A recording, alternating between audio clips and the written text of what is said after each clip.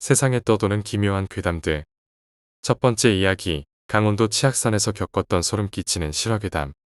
여느 대학생들이 그러듯 저희는 종강을 핑계 삼아 술을 마셨고, 술이 들어가자 그럼 이제 방학 동안 우리 못 보는 거야 라고 말하며 서운한 척을 했죠. 그러다 보니 한 놈이 그러지 말고 우리 내일 산이나 놀러가자 다 같이 라는 선동을 하기 시작했고, 술 기운에 겁대가리를 상실한 녀석들이 산에서 구워 먹는 삼겹살이 역시 일품이지라는 주접으로 분위기를 상승시킬 때쯤 그럼 미루지 말고 술 먹다 내일 새벽에 바로 출발하자. 한 2박 3일쯤 어때라고 했죠. 우리는 깊은 어둠의 산행을 시작하게 되었습니다. 새벽까지 꾸역꾸역 술을 마시다 보니 한 녀석이 집에 가서 텐트를 들고 왔더군요. 이거 우리 아버지가 비싼 거라고 손도 못 대게 하던 텐트야. 이거면 우리 넉넉히 잘 수 있을 거야 라고 설레발을 쳤고, 저희는 속으로 그래 저 녀석 집도 잘 사니 텐트는 물어보지 않아도 분명 고급일 거야 라는 생각으로 출발했습니다. 가진 돈을 긁어 모아보니 근교산에 갈 만한 돈이 모아지기에 우리는 조금 멀지만 그래도 가깝다고 할 수 있는 치악산으로 가기로 했습니다. 새벽까지 술 퍼먹은 꾀죄죄한 모습으로 말이죠. 당시에 등산화, 등산복 뭐 이런 거 없었습니다. 오직 미들건 텐트 하나, 브루스타 하나, 코펠 하나. 무식하면 용감하다고 저희는 거짓골을 하고 쫄래쫄래 원주행 버스에 몸을 실었습니다. 그때 인원이 남자 4명과 여자 1명이었고 나머지 2녀석이 더 있었는데 무언가의 일이 있어 하루 지나서 오기로 했습니다. 알아서 찾아갈 테니 잘 보이는데 가서 놀고 있으란 말과 함께 말이죠. 올라가기 전에 산 아래쪽 슈퍼에서 먹을 부식을 샀어요. 돼지고기, 쌀, 마늘, 양파, 고추장, 된장 뭐 그딴 부식들을 구매한 후 라면 박스에 넣어 박스를 들쳐업고 산을 올라갔습니다. 등산 배낭이나 이런 폼 나는 건 없었죠. 무슨 히말라야 트레킹 짐꾼처럼 라면 박스를 들쳐업고 올라갔어요.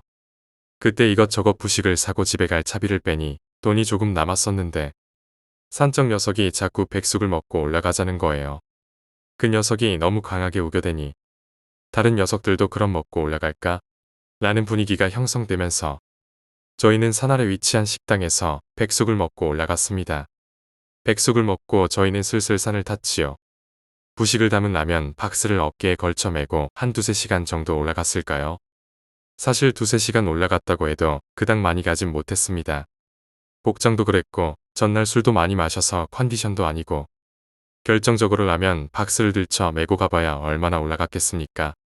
어느 정도 올라가자 시냇물이 흐르고 그 건너편으로 텐트를 펴고 놀기 적당할 만한 자리가 나타나더군요. 힘이 빠져있던 저희는 그냥 그 자리에 자리를 잡기로 했습니다.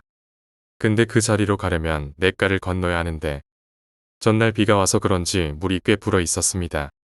못 건너거나 위험할 정도는 아닌데 무릎께 정도로 흘러서 정신 바짝 차리고 걸어야 할 정도로 말이죠. 저희는 일렬로 서서 냇가를 건너가는데 뒤에서 갑자기 뭔가 첨벙하는 소리가 들리는 겁니다. 앞서가던 제가 뭐야? 이거 무슨 소리야? 라며 뒤돌아보는데 또 무언가 첨벙하고 빠지는 소리가 들리더라고요. 제가 맨 앞에서 서자 뒤따라오던 아이들도 다 멈췄는데 뒤에서 다급하게 소리를 지릅니다. 뭐해? 일단 빨리 건너가. 나 넘어질 것 같단 말이야. 그래서 일단 후딱 건너왔지요. 그러고 나서 냇가 저 아래쪽을 보니 뭔가 검은 비닐봉지 2개가 둥둥 떠내려가더군요. 그런데 물살이 워낙 세서 건지러 갈 생각은 꿈도 못 꿀 정도로 쌩하니 KTX 마냥 떠내려갑니다. 제가 녀석들한테 물어봤어요. 뭐가 물에 빠진 것 같은데 저 흘러내려가는 게 뭐냐? 그러자 짐을 들쳐업고 온 산적과 살살인 녀석이 그럽니다. 힘들어 죽겠는데 알게 뭐냐? 일단 뭐 좀 먹고 얘기하자. 그래서 일단 저희는 텐트를 치고 밥을 하기로 했어요. 저와 산적 녀석이 텐트를 치기로 하고 살살이와 남띵이는 밥을. 화장 빠른 여자이기에 페미니즘 사상에 입각해서 처먹고 놀다가 잔소리하는 역을 맡기로 하고 움직였습니다. 산적 녀석이 아버지 몰래 가져온 텐트는 돔 텐트였어요. 폴대를 응처응처 구부려서 만드는 당시 텐트는 대부분 그런 식이었죠. 그런데 암만 폴대를 이리저리 구부려 봐도 텐트 모양새가 안 나오길래 제가 산적에게 왜 텐트가 안 서냐? 라며 녀석을 쳐다보니 녀석이 뭔가 아차 싶은 표정으로 서 있는 겁니다. 친구야, 폴대가 모자란다. 빠뜨렸나 보다. 어떠다지? 너무 어이가 없어서 헛웃음을 지으며 밥하는 아이들 쪽을 봤더니 녀석들은 웬일인지 밥을 하거나 고기 구울 생각도 하지 않고 둘이 멍하게 쳐다보고 있더군요. 니네 왜 밥 안 해? 고기라도 먼저 굽던지 빨리 뭐 좀 먹게라고 말했습니다. 그러자 살살인 녀석이 멍하게 저를 쳐다보더니 그러는 거예요. 아까 물에 떠내려간 게 쌀하고 고기였나 봐. 그날 아마 제 평생 먹은 마늘보다 더 많은 양의 마늘을 먹었던 것 같습니다. 먹을 게 마늘밖에 없었거든요.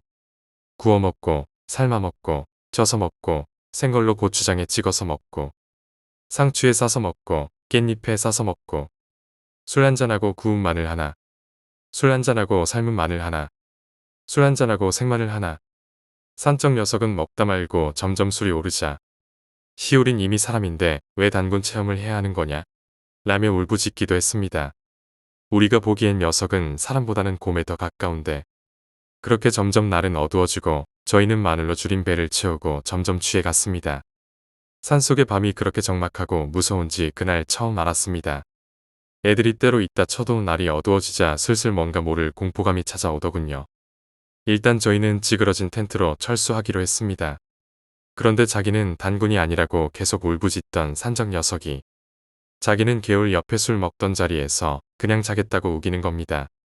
아, 몰라 난 여기가 좋아. 니들은 저 찌그러진 텐트에 들어가서 자.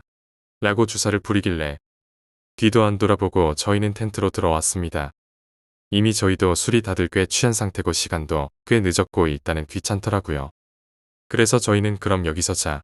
이따가 추우면 기어들어 오던지 라는 의리라고는 쥐똥만큼도 찾아볼 수 없는 멘트를 남기고 텐트 안으로 쏙 들어가 버렸습니다. 그때 텐트의 맨 안쪽부터 저 화장발 살살이 남띵 이런 식으로 누웠어요. 분명 8인용 텐트라던데 8인용은 개뿔. 넷이 누웠는데도 자리가 빡빡했거든요. 밖에 있는 산적 녀석까지 들어온다면 저희는 칼잠을 자야 할 형편이었죠. 텐트에 들어가자마자 살살이와 남띵은 코를 골더군요. 저와 화장발은 누워서 이런저런 이야기를 나눴어요. 이런저런 얘기들을 나누다 보니 결국 그 나이 때 놀러가서 항상 하게 되는 귀신 이야기까지 흘러갔습니다. 처음에는 가볍게 웃기는 얘기를 해줘서 둘이 깔깔대면서 얘기를 시작했는데 얘기가 진행될수록 분위기가 점점 이상해지는 거예요. 그쯤 되니 화장발을 겁주려고 이야기를 시작했는데 점점 저도 기분이 이상해지더군요. 한참 이야기를 하고 있는데 갑자기 화장발이 저한테 팔베개를 해달라 그러더군요. 갑자기 팔베개를 왜 해주냐고 물어보니 너무 무섭답니다. 일단 팔베개를 해주고 속으로 얘가 이렇게 많이 겁을 먹는 걸 보아하니 내가 무서운 얘기를 참 잘해줬구나. 라는 찐따 같은 감동을 스스로 하며 흐뭇해하고 있는데 얘가 갑자기 그러는 거예요. 너는 무슨 소리 안 들려? 네 얘기 중간중간마다 네 뒤쪽에서 여자가 킥킥대는 것 같은 웃음소리 못 들었어? 다음 편의 이야기는 계속됩니다. 화장발이 그 얘기를 하는데 너무 섬찟하는 겁니다. 그런데 또 쫄지 않은 척하려고 대답했죠. 뭐래? 소리가 나긴 무슨 소리가 나. 네가 쫄아서 잘못 들은 거지. 라고 말했습니다. 그러자 화장발이 진짜 진지하게 말하는 거예요. 아니 나도 그럴 리 없다고 생각하는데 너 말할 때마다 중간중간 뭔가 여자 목소리가 들리는 것 같아서 하긴 그럴 리가 없지. 잘못 들은 거겠지. 라고 태연이 이야기하길래 일단 한숨 돌리게 됐지요. 일단 근데 아까 하던 무서운 얘기 계속해줘라고 화장발이 보채는데 정말 하기 싫긴 한데 여기서 또 얘기를 끊으면 졸았다고 놀릴까봐 계속 이야기를 했죠. 어쩌고 저쩌고 얘기를 하고 있는데 갑자기 화장발이 제 팔뚝을 꽉 잡는 거예요. 무엇에 인가 놀란 사람처럼 말이죠. 그래서 왜 그러냐고 제가 물어봤습니다. 아니, 너 정말 무슨 소리 안 들려? 라고 다시 정색을 하고 물어봅니다. 도대체 무슨 소리가 들린다고 자꾸 아까부터 라고 말하는 순간이었습니다. 제 등 뒤에서 킥킥거리는 여자 목소리가 들리는 겁니다. 제가 텐트 벽을 등지고 화장발한테 팔베개를 해주고 있었는데 제 등 뒤 텐트 바깥쪽에서 여자 목소리가 나는 거예요. 그 순간 제 온몸이 얼음이 됐습니다. 뭐 잘못 들었나? 아냐 분명히 그대로 들었는데 이게 무슨 소리지? 하고 긴가민가 눈을 동그랗게 뜨고 있는데 이번에 등 뒤에서 정확한 여자 목소리로 네 친구 라는 목소리가 들리는 거예요.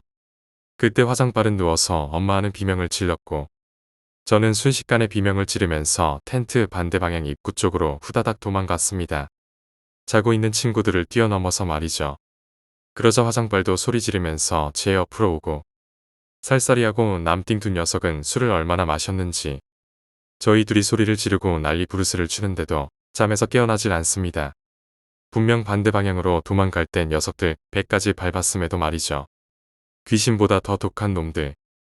저는 두 녀석을 흔들어 깨워봤습니다. 그래도 두 녀석은 꿈쩍을 하지 않더군요. 하긴 이틀 동안 술을 퍼마시고 박스를 짊어매고 등산까지 한 마당에 밥은커녕 마늘로 끼니를 때웠으니 지칠 만도 하죠. 두 녀석은 일어날 생각은 안 하고 화장발과 저는 텐트 입구 앞쪽에서 오들오들 떨고 있고 그냥 밖으로 나갈까 말까 계속 그 고민만 하고 있는데 차마 텐트 문을 열 용기가 안 나는 거예요. 텐트 문 열면 이상한 처녀 귀신 하나 나타날까봐. 그렇게 한참을 둘이 오들오들 떨고 있는데 문득 밖에서 자고 있는 산적 녀석이 생각나는 겁니다. 얘 아직 자나? 라고 화장발에게 물으니 그애 나도 모르지라고 대답하더군요. 그래서 일단 문을 열고 산적을 깨우기로 마음먹었습니다. 지퍼로 채워진 텐트 문을 잡고 한참을 고민하다가 한 번에 여러 제칠 심산으로 지퍼를 위로 올리다가 제가 깜짝 놀라 뒤로 자빠졌습니다. 화장발이 놀란 토끼 눈이 되어 저에게 물어봅니다. 아니, 이게 한 번에 잘 안 열리네. 그때 텐트가 찌그러져 있었는데 동그란 텐트 지퍼를 한 번에 화결에 제치려고 했으니 잘 안 열리는 탓이었죠. 그래서 살금살금 조심조심 텐트 문을 열고 빼꼼히 밖을 쳐다봤습니다. 휴, 다행히 아무것도 없더군요. 제가 말했습니다.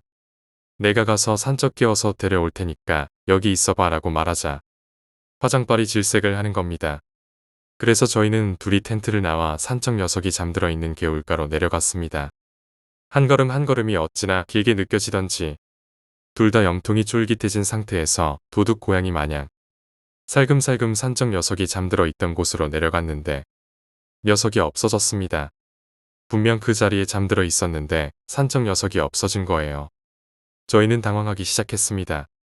이상하다. 분명히 여기서 자고 있었는데 어디 간 거야? 제가 당황해서 말을 하자 화장발이 발을 동동 구릅니다. 산적 녀석이 잠들어 있던 곳은 저희가 술을 마시던 굉장히 널찍한 바위였기 때문에 굴러 떨어졌다고는 상상하기 어렵고 만일 빠졌다면 뭔가 풍덩하는 큰 소리가 났어야 정상인데 아무 소리도 들리지 않았거든요. 화장발이 옆에서 어떠다지? 라는 말만 하고 있길 제가 어떠다긴 찾아야지 라고 말을 하고 개울을 건너 등산로 깨로 올라갔습니다. 냇가 쪽은 물살이 세서 위아래로 사람이 걸어왔다 갔다 할 수 없기 때문에 분명 어딘가 갔다면 등산로로 갔을 거라는 생각이 들었거든요. 내가 위로 올라가 볼 테니까 네가 아래로 내려가봐 라고 얘기하자 화장발이 펄쩍 뜁니다. 싫어, 같이 가. 이 무서운데 어떻게 혼자 가. 그래서 저희는 일단 같이 내려가 보기로 했어요. 등산로로 걸어 내려가며 아래 개울 쪽이나 어디 사람이 있을 만한 곳은 샅샅이 찾으면서 걸어 내려갔습니다. 그때 후레쉬가 없었는데 달빛 하나로 굉장히 밝게 보였던 걸로 기억합니다. 그렇게 한 100여 미터를 걸어 내려가는데 등산로에서 보이는 저 아래쪽 개울가에 누군가 한 명이 앉아 있는 게 보여 자세히 보니 산적 녀석이더군요. 냇가 옆쪽에 대변 보는 자세 마냥 웅크리고 앉아 있습니다. 화장발과 저는 아래 냇가 쪽으로 뛰어내려가 산적 녀석을 흔들었습니다. 너 여기서 뭐해? 얼마나 걱정했는 줄 알아? 무슨 말인지 알 수 없게 녀석이 덜덜 떨며 웅얼거리는데 자세히 얼굴을 들여다보니 완전 넋이 나가 있더군요. 뭐라는 거야? 라고 얘기하는데 산적 녀석은 계속 넋이 나간 사람처럼 헛소리를 하는 거예요. 야, 정신 차려 너 왜 그래 임마.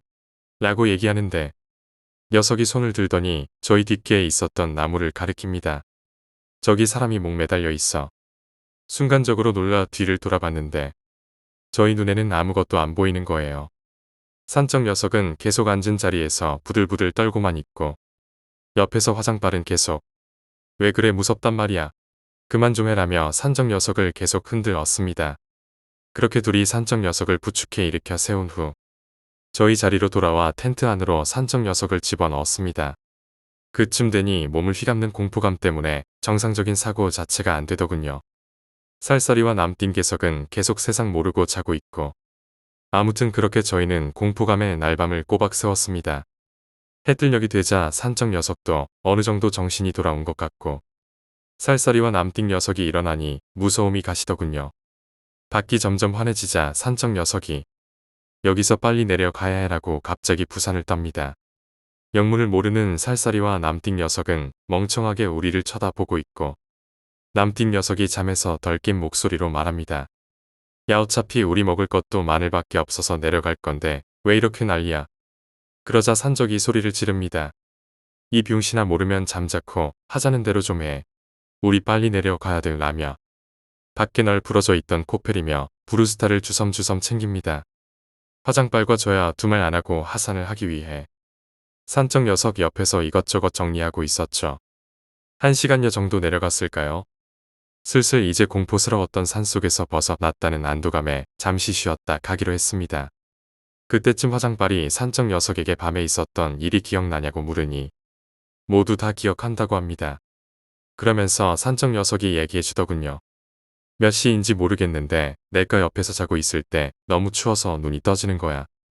그래서 텐트 안에 들어가서 자려고 앉은 채로 텐트 쪽을 바라보는데 웬 처음 보는 여자가 텐트 밖에서 쪼그리고 앉아서 무슨 소리를 훔쳐 듣는 건 마냥 얘기를 듣고 있더라고.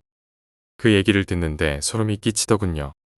왜냐하면 그때쯤 날도 밝았겠다 두려움도 꽤 많이 가셨겠다 해서 어제 화장빨하고 들었던 소리는 그저 잠깐 뭔가를 잘못 들었겠거니 라고 속으로 생각하고 있었거든요.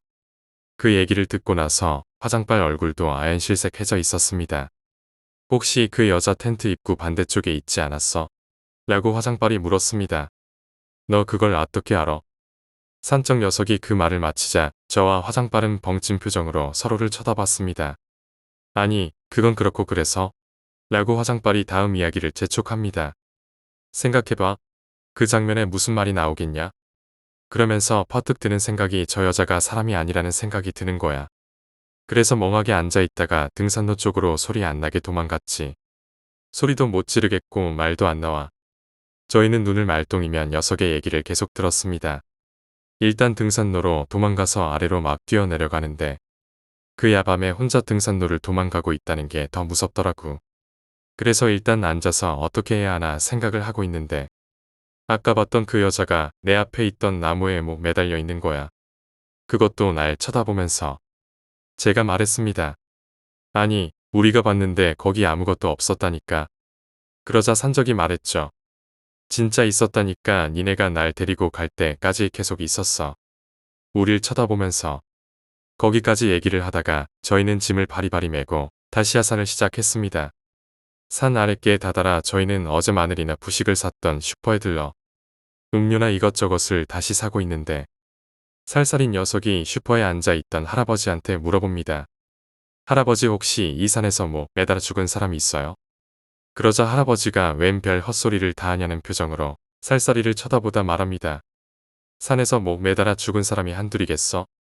전쟁통에 이 산에서 죽은 사람이 얼만데? 그런 말을 들으니 하긴 그럴 수도 있겠다는 생각이 들더라고요. 왜? 이 친구들 이런 말 하는 거 보니까 뭔 일 있었구만. 이라고 말씀하십니다. 예, 저쪽에 산적처럼 생긴 친구가 밤새 귀신 보고 시달렸대요. 남띵이 산적을 가리키며 할아버지한테 말하자 개등 할아버지가 그러시더군요. 혹시 너럭바위 있는 데서 잤어? 그래서 대답했죠. 너럭바위요. 한두어 시간쯤 올라가긴 했는데 거기가 너럭바위인가요? 평평하고 넓은 바위는 있었는데 그러자 할아버지가 대수롭게 피식 웃으며 말합니다. 아니, 저 넓은 산에 들어가서 왜 하필 거기서 자? 라고 말합니다. 거기 무당들 산신기도 잘하는데 아녀. 등산객도 잘 안 가는 길이고 그제서야 아차 싶더군요. 저희가 하필이면 기가 센 곳에 터를 잡아 그런 일을 겪었나 했습니다. 우리의 불안감은 점점 커져만 갔습니다. 할아버지의 말이 머릿속에서 맴돌았습니다. 등산객도 잘 안 가는 길이고 그 말에 우리는 왜 그곳에 갔을까 싶은 후회마저 들었습니다. 하산길에 우리는 말없이 걸었습니다. 각자의 생각에 잠긴 채로. 그때 뒤따라오는 발걸음 소리가 들렸습니다. 처음엔 서로를 바라보며 무시하려 했습니다. 그러나 그 발걸음 소리는 점점 더 가까워졌고 분명 우리 중 누구도 아닌 다른 무언가가 우리를 따라오고 있음을 깨달았습니다. 산적이 다시 멈춰 섰습니다. 들리지 않아 누군가 우리를 따라오고 있어. 그의 목소리는 떨리고 있었습니다. 우리는 순간 멈춰서서 뒤를 돌아봤지만 아무것도 보이지 않았습니다. 그저 산이 바람만이 우리를 스치고 지나갔을 뿐입니다. 우리가 다시 걸음을 옮기려 할 때 갑자기 숲속에서 여자의 웃음소리가 들렸습니다. 킥킥하는 그 소리는 우리를 얼어붙게 만들었습니다. 그 웃음은 우리를 조롱하는 듯 우리 주변을 맴돌았습니다. 그 순간 우리는 모두 똑같은 생각을 했습니다. 이곳에서 빨리 벗어나야 한다. 하지만 그 웃음소리는 우리가 발걸음을 옮길 때마다 마치 우리와 함께 이동하는 듯 했습니다. 우리가 뛰기 시작하자 그 웃음소리도 점점 더 크고 선명해졌습니다. 우리는 거의 달리다시피 하산했습니다. 숨이 차오르고 다리는 후들거렸지만 그 웃음소리에서 벗어나기 위해서라면 무엇이든 할 수 있었습니다. 마침내 산 밑에 도착했을 때 우리는 모두 지쳐 땅에 주저앉았습니다. 웃음소리는 이제 들리지 않았습니다. 우리는 서로를 바라보았고 그 순간 우리 모두의 눈에는 말로 표현할 수 없는 두려움이 서려 있었습니다. 우리는 약속했습니다. 그 일을 결코 잊지 않겠다고. 그리고 다시는 그 산을 찾지 않겠다고. 우리가 겪은 일을 누군가에게 말하려 해도 아마 아무도 믿지 않을 것입니다. 하지만 우리는 압니다. 그곳에는 우리가 본 것 이상의 무언가가 있었다는 것을. 두 번째 이야기, 지갑. 부모님은 캠퍼스 정문 바로 밖에다 나를 내려다 줬어. 전화하고 중간고사 어떻게 돼가는지도 알려주고 난 웃으면서 그러겠다고 대답했어. 부모님에게 포옹해드리고 보도 위로 올라가 도로 위 차량들 사이로 사라져가는 부모님을 보면서 손을 흔들었어. 정말 좋았던 한 주였는데 이제 다시 평상시의 대학생활로 돌아가야 될 시간이네. 가방들을 집으려고 고개를 숙인 그때 난 그걸 봤어. 내 발 옆에 하수구 창살 사이로 지갑이 있는 걸 말야. 난 조심스럽게 그걸 꺼내들었어. 지갑은 검정색의 은색 지퍼가 위에 달려 있었어. 색이 바랜 헬로키티 스티커가 지갑 오른쪽 아래 끝에 장식되어 있는 걸 보니 지갑은 아무래도 여자의 것 같아 보였어. 지갑을 연 순간 내 두 눈은 휘둥그레졌어. 100불짜리가 잔뜩 있었다고. 한 묶음 정도 있는 게 분명했어. 난 재빨리 주위를 둘러봤어. 아무도 알아차린 사람이 없는지 확인하려고 말야. 난 안전하고 사생활이 보장되는 기숙사로 최대한 빨리 돌아갔어. 기숙사에 도착해서 지갑 내용물을 다 비웠어. 총 4,000불. 게다가 신분증도 없었어. 하지만 지갑에는 어떤 여자아이의 고등학교 졸업사진은 들어있었어. 사진의 그 애는 어깨 정도까지 오는 골든 브라운색 머리에 치어리더풍의 미소를 짓고 있었어. 그 아이는 예뻤고 그 다음에 내가 알아차린 건 내가 돈에 대해선 까맣게 잊어버리고 사진만 바라보고 있는 내 자신을 발견했다는 거지. 밖에서 들려오는 발소리에 난 순식간에 제정신으로 돌아왔어. 내 룸메는 언제든지 돌아올 수 있었고 걔한테 이 돈 같은 건 들키고 싶지 않았기에 죄다 치워버렸어. 하지만 사진만큼은 계속 가지고 있었어. 난 이 사진 속의 여자에 대해서 조사를 하기 시작했어. 시간이야 좀 걸렸지만 마침내 이 여자의 이름은 레베카이지만 사람들이 베키라고 부른다는 걸 알아냈어. 이름을 알았으니 그 애를 찾는 거야 시간 문제였지. 그 앤 우리 학교 스포츠센터에서 밤에 파트타임으로 일하고 있던 1학년생이었어. 스포츠센터는 엄청 큰 리모델링 공사 중이었어. 가까이 가서 봤을 때 진짜 맹세컨대 무슨 폭탄 맞은 것 같았다니까. 안에 들어가서는 그 애 찾는 건 그리 오래 걸리진 않았어. 입구 부스 안에 앉아 있더라고. 그 애 사진이랑은 하나도 안 닮게 생겼더라. 사진 속에선 눈에 생기가 넘치고 반짝반짝했는데 이 여자애는 뭔가 시무룩하고 지루해 보였어. 베키? 내가 물었어. 그러자 그 애가 고개를 들어 올려 날 쳐다봤어. 난 반쯤은 미소를 볼 수 있지 않을까 기대했는데 말야. 해주지 않더라고. 사실 걔가 날 올려보는 모습은 오히려 내가 걔를 괴롭히는 모습 마냥 느껴졌어. 네? 그녀가 대답했어. 너한테 줄 게 있어. 난 가방에 손을 뻗어서 내 22구경 권총을 꺼내들었어. 베키가 반응할 기회는 그닥 많진 않았어. 내가 그의 머리에다 탕탕하고 총을 쐈을 때 말야. 난 재빨리 옆쪽 출구를 통해 자리를 떴어. 기숙사로 돌아오는 동안 난 대포폰을 통해서 문자를 보냈어. 처리 완료. 나머지 비용 반절도 같은 장소에 두기 바람. 세 번째 이야기. 그녀의 스토커. 처음 그 소식을 접했을 때 나는 겁에 질릴 수밖에 없었어. 의사는 내 시력이 시간이 지날수록 나빠질 거라 했고 실명이 되는 것을 막을 수 없다 말했어. 처음엔 사물들이 마치 초점에서 벗어난 것처럼 뿌옇게 보이기 시작했어. 그리고 시간이 지날수록 사물들은 점점 어둡거나 혹은 밝은 얼룩으로 변했지. 그리고 어느 날 아침에 눈을 떴을 때 모든 것은 사라지고 없었어. 난 더 이상 볼 수 없었어. 하지만 나에게 항상 다정하고 힘이 되는 남편과 사랑스러운 아이가 있었기에 신에게 감사드릴 수 있었어. 내 남편은 내가 눈이 멀었어도 항상 날 이해해주고 변함없이 사랑해줬어. 처음 몇 개월 동안은 많이 서툴렀어. 항상 유리컵과 도자기를 깨뜨리고 모르고 밟아서 발을 찔려 다치곤 했거든. 하지만 내 사랑하는 남편은 내가 새로운 삶에 적응할 수 있도록 도와주었어. 남편은 직장에서 휴가를 얻었어. 나와 함께 있어주려고, 나를 먹여주고, 옷 입혀주고, 씻겨주려고. 이 새로운 삶이 내 일상처럼 느껴지게 해주려고 말야. 장애가 생겼음에도 불구하고 나는 정말 행복한 삶을 살아간다는 걸 알고 정말 위안이 됐어. 어느 날 뭔가 이상한 일이 일어났어. 아침에 일어났는데 이젠 익숙해진 짙은 어둠이 아닌 어둡고 밝은 얼룩이 보이기 시작한 거야. 난 기쁨에 차서 소리를 질렀어. 무언가를 다시 보는 건 너무 오랜만이었거든. 난 간신히 흥분을 가라앉히고 조심스럽게 시력이 다시 돌아오는 게 아닐까 생각해봤어.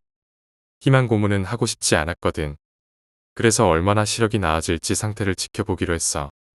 며칠 동안 어둡고 밝은 얼룩은 점점 초점이 맞지 않는 색깔을 띤 사물로 보이기 시작했어. 만약 이 상태로 가면 진짜로 내 시력을 다시 되찾을 것 같아. 난 내 시력을 다 되찾았을 때 이 좋은 소식을 남편에게 말해주기로 결심했어. 아마 알게 된다면 정말 기뻐하겠지. 어느 날 아침 눈을 떴을 때 내 시력이 완전히 돌아와 있었어. 난 끈기 있게 남편과 타가소에서 같이 돌아올 내 아이를 기다렸어. 여보, 나 왔어. 남편의 목소리가 들렸어. 난 껴안아주려고 일어났는데 그 자리에서 얼어붙고 말았어. 문을 열고 들어온 남자는 내 남편이 아니었어. 물론 내 남편의 목소리를 가졌지만 생판 처음 본 남자였다고. 내 몸에 흐르던 피가 얼음장 마냥 차갑게 변하고 배가 아파오기 시작했어. 아냐, 일어나지 마. 실레스트. 자, 내가 도와줄게. 이 낯선 사람은 나한테 와서 키스를 해주고 나를 안쳤어. 걱정하지 마. 내가 헨리를 침대에 데려다 둘게. 그 남자가 핸드폰을 꺼내서 아이가 우는 소리를 재생하는데 난 그 광경의 공포에 사로잡힐 수밖에 없었어. 천천히 일어서서 조금씩 문 쪽으로 가려고 하는데 그 남자는 나에게로 달려와서 날 막았어. 실레스트, 넌 아직 적응하는 중이야. 아직 나가지 않는 게 좋을 것 같아. 내가 저녁 만들어 올게. 그 남자는 날 부엌으로 데려갔어. 난 비명을 지르지 않으려고 내 혀를 깨물었어. 거기엔 내 진짜 남편과 아이가 피웅덩이 안에 누워 있었어. 네 번째 이야기, 꿈에 귀신이 나왔다. 저는 체대생으로 동아리 합숙 훈련을 자주 갑니다. 하지만 훈련은 두 번째이고 다들 술을 마시러 가는 분위기로 그날도 훈련을 마치고 술을 한 잔씩 하고 있었습니다. 새벽까지 마시다 보니 문득 대화가 무서운 이야기로 흘렀고 다들 자신이 겪었거나 알고 있는 무서운 이야기를 하기 시작했습니다. 저 역시 괴담들을 풀어놓으며 제법 분위기를 싸늘하게 만들었는데 선배 중 한 분이 자신이 겪은 일이라며 이 이야기를 듣고 일어나는 일은 책임지지 않는다고 했습니다. 물론 다들 처음에는 믿지 않았지만 선배는 이야기를 시작했습니다. 선배는 어느 날 꿈을 꾸었는데 강가에서 처음 보는 할머니께서 뭔가 찾고 계셨다고 합니다. 강가에 홀로 있던 선배는 할머니에게 다가가 뭘 찾으세요?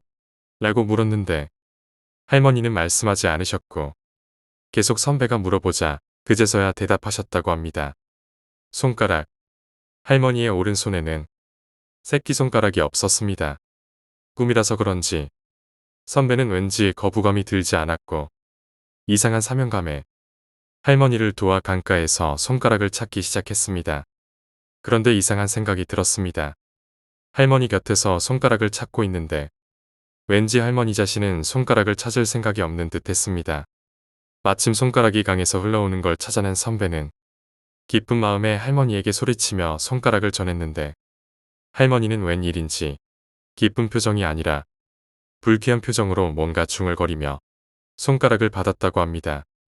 그리고 선배는 꿈에서 일어났는데 선배가 말하길 이 이야기를 들은 사람은 나와 같은 꿈을 꾸게 된다고 했습니다. 자신도 자신의 선배에게 들었다고 하며 한두 명의 예외는 있었지만 다들 손가락을 잃은 할머니의 꿈을 꾸었다고 합니다. 처음에는 다들 믿지 않았습니다. 그 이야기를 끝으로 다들 잠에 빠졌는데 다음 날 아침 모두들 황당한 표정으로 일어났습니다. 다들 그 꿈을 꾼 것입니다. 저 역시 그 꿈을 꾸었습니다. 강가에서 손가락을 찾는 할머니를 보았는데 왠지 모르게 꿈이라는 게 인식되어 도망치고 말았습니다. 그리고 패스트푸드점에서 숨을 돌리고 있었는데 햄버거에서 새끼손가락이 나오는 바람에 깜짝 놀라 꿈에서 깨어났습니다. 다들 강가에서 할머니를 보고 어떻게든 손가락을 찾은 듯 했습니다만 동아리의 가장 막내는 꿈에서 손가락을 찾지 못했다고 합니다. 막내는 손가락을 도저히 찾을 수 없어 할머니에게 손가락이 없는 것 같다고 말했는데 할머니는 무척이나 기뻐하며 웃었다고 합니다. 기분 나쁠 정도로 웃는 할머니의 얼굴을 아직도 잊을 수가 없었다고 합니다. 그리고 보름 후 모두들 할머니 꿈을 잊고 있을 무렵 동아리 막내는 선풍기에 손을 다치는 사고 당했습니다. 선풍기가 갑자기 넘어지는 바람에 막내의 오른손 새끼손가락이 우연히 들어가게 되었는데 바로 손가락을 빼어 손톱이 반쪽으로 갈라지는 정도에 그쳤습니다.